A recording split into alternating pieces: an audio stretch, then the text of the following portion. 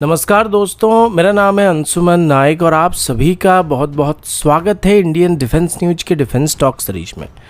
जहां पर हम रोज नए नए डिफेंस अपडेट्स के बारे में बात करते हैं। तो चलिए देर न करते हुए आज की वीडियो शुरू करते हैं।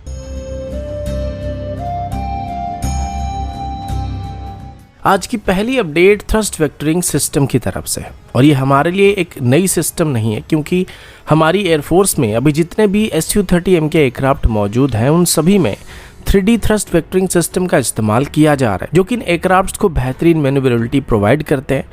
इसी वजह से भारत की तरफ से अपनी future 5th generation fighter jets में भी ऐसे ही थ्रस्ट वेक्टरिंग सिस्टम को इंटीग्रेट करने का प्लान किया गया था, लेकिन प्रॉब्लम ये था कि हमारे पास कोई भी इंडिजिनस थ्रस्ट वेक्टरिंग सिस्टम मौजूद नहीं था और Su-30 MKI की इंजन में जो थ्रस्ट वेक्टरिंग नोजल मौजूद थे या लगे हुए थे उनको एमका में इस्तेमाल नहीं किया जा सकता है, क्योंकि दोनों ही एयरक्राफ्ट में जो इंजन इस्तेमाल होते हैं वो एकदम अलग इंजन है। इसी वजह से GTRE की तरफ से इंडिजिनस थ्रस्ट वेक्टरिंग सिस्टम को डेवलप करने की कोशिश किया जा रहा था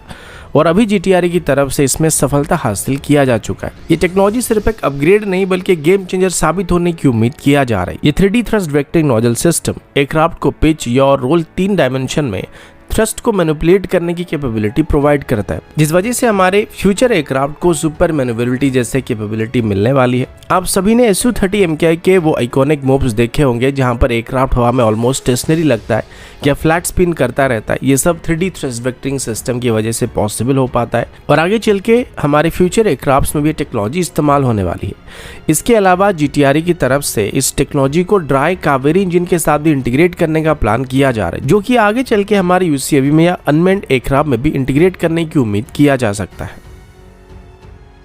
अगला अपडेट इंडियन एयरफोर्स की तरफ से, और अभी हम इंडियन एयरफोर्स की सबसे हैवी लिफ्ट हेलीकॉप्टर के बारे में बात करने वाले हैं। इस हेलीकॉप्टर का नाम Mi-26 हेलीकॉप्टर है और ये इतना बड़ा है कि ये चिनूक हेलीकॉप्टर को अपने साथ टो करके ले जा सकता है और चिनूक हेलीकॉप्टर के मुकाबले इसकी पेलोड कैपेसिटी लगभग 2 गुना ज़्यादा है।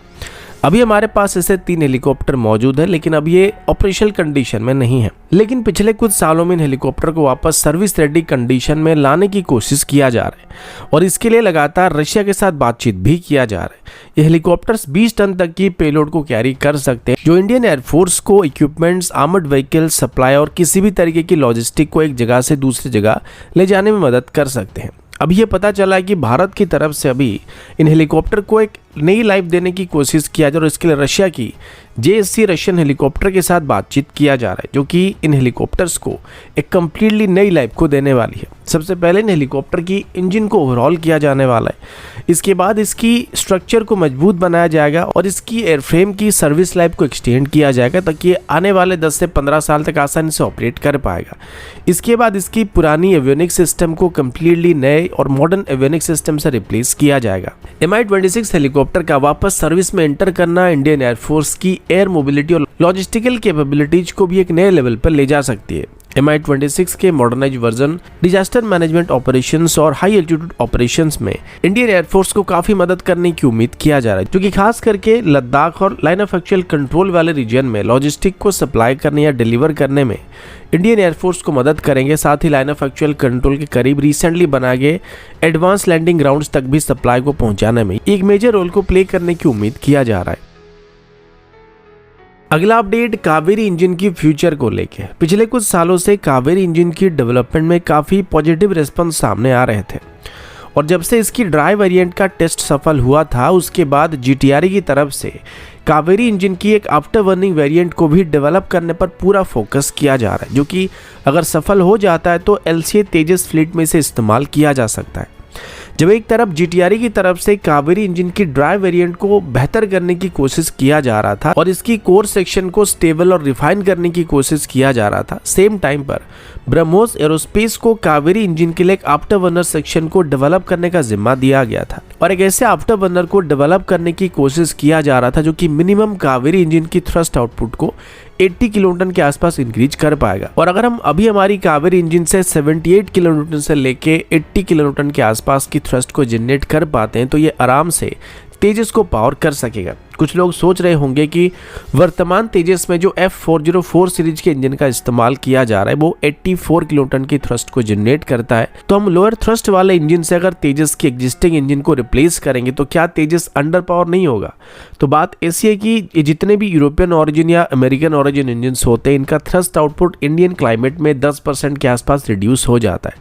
लेकिन कावेरी इंजन का थ्रस्ट जितना भी है वो इंडियन क्लाइमेट कंडीशन के हिसाब से मापा जा रहा है। तो अगर ये 78 किलोटन से लेके 80 किलोटन के आसपास की थ्रस्ट को जनरेट भी करता है तो प्रैक्टिकली इसका आउटपुट इंडियन कंडीशन में जेन इलेक्ट्रिक की 404 सीरीज के इंजन से बेहतर रहने वाला है। अब वापस इस नए आफ्टरबर्नर सेक्शन की बात करें तो इसे पूरी तरह से स्क्रैच से डिजाइन किया गया और इसे 29 किलोटन की एक्स्ट्रा थ्रस्ट को जनरेट करने के लिए ब्रह्मोस एरोस्पेस की तरफ से डिजाइन किया गया। वहीं पर ड्राई कावेरी इंजन की बात करें तो अभी तक इसकी मैक्सिमम थ्रस्ट आउटपुट को 48.5 किलोटन तक इंक्रीज किया जा चुका है, जिसे जीटीआरई की तरफ से अभी 53 किलोटन के आसपास इंक्रीज करने की कोशिश किया जा रहा है। ऐसे में अगर इसमें एक नई आफ्टरबर्निंग मॉडल को इंस्टॉल किया जाएगा तो ये आराम से 80 किलोटन के आसपास की थ्रस्ट को जनरेट कर पाएगा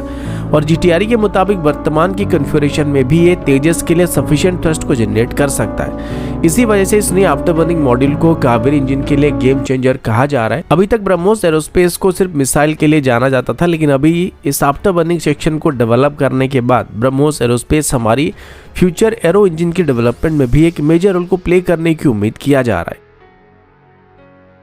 आज की अगली अपडेट एक रिवोल्यूशनरी टेक्नोलॉजी के बारे में है जिसका नाम अभी एडेप्टिव अल्टरनेट पावर मॉड्यूल यानी कि AAPM रखा गया है। इस टेक्नोलॉजी को आर्टेक सलोनिक लिमिटेड, इंडियन आर्मी के सुदर्शन चक्र कोर और IIT मुंबई की तरफ से जॉइंटली डेवलप किया गया है। ये indigenous technology armoured fighting vehicles और आर्टिलरी सिस्टम्स के लिए गेम चेंजर बनने की उम्मीद किया जा रहा है, जिसमें K9 वज्र T जैसे सेल्फ प्रोपेल्ड हाउजर भी शामिल है।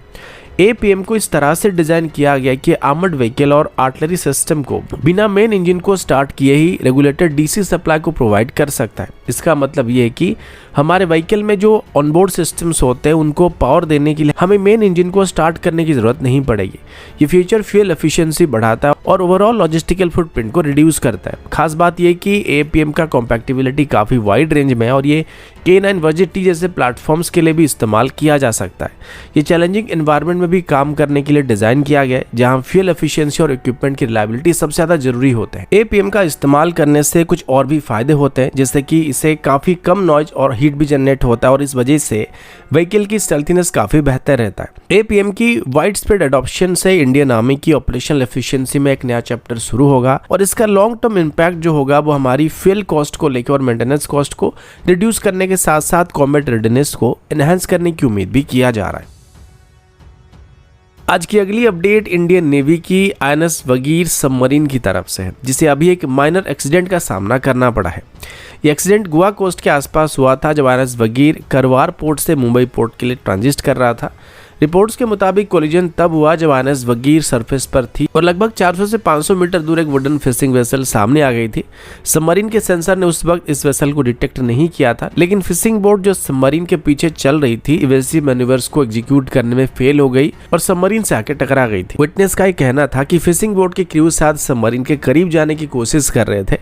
और क्यूरियोसिटी की वजह से शायद अपना कोर्स चेंज नहीं कर रहे थे और इसी वजह से वहां पे एक्सीडेंट हो गया था और बोट सबमरीन के पीछे जाके टकरा गई थी। लेकिन क्योंकि फिशिंग बोट लकड़ी का था तो इससे सबमरीन को कोई भी नुकसान नहीं हुआ था, लेकिन फिशिंग वेसल कोलिजन के बाद क्विकली डिसइंटीग्रेट हो गया था और इसमें 2 कैजुअलिटी होने की रिपोर्ट भी सामने आई है। अब हालांकि सबमरीन में कोई दिक्कत नहीं हुआ था, लेकिन प्रिकॉशन के तौर पर सबमरीन ने दोबारा सबमर्ज होने की बजाय सरफेस पर ही मुंबई पोर्ट तक अपना सफर तय किया था, जहां पहुंचने के बाद सबमरीन के रूटीन चेकअप किए गए थे और इनिशियल रिपोर्ट के मुताबिक सबमरीन को कोई भी नुकसान नहीं हुआ था। इंडियन नेवी अब लोकल फिशिंग कम्युनिटी के साथ इस हादसे को लेकर बातचीत भी करने की उम्मीद किया जा रहा है और इसके लिए एनहांस्ड आउटरीच और ट्रेनिंग प्रोग्राम को लॉन्च करने का प्लान किया जा रहा है ताकि इस तरीके के इंसिडेंट को अवॉइड किया जा सके। नेवी और सिविलियन वेसल के बीच बेहतर कोऑर्डिनेशन और अवेयरनेस कैंपेन के जरिए एक्सीडेंटल कोलिजन की रिस्क को रिड्यूस करने की अभी कोशिश किया जाने वाला है, क्योंकि ये इंसिडेंट क्लियरली दिखाता है कि फिशिंग बोट जानबूझकर सबमरीन के करीब आने की कोशिश कर रहा था और क्योंकि सबमरीन जो था वो सरफेस कंडीशन में था तो काफी क्लियरली वो सबमरीन को देख सकते थे। तो ऐसे कंडीशन में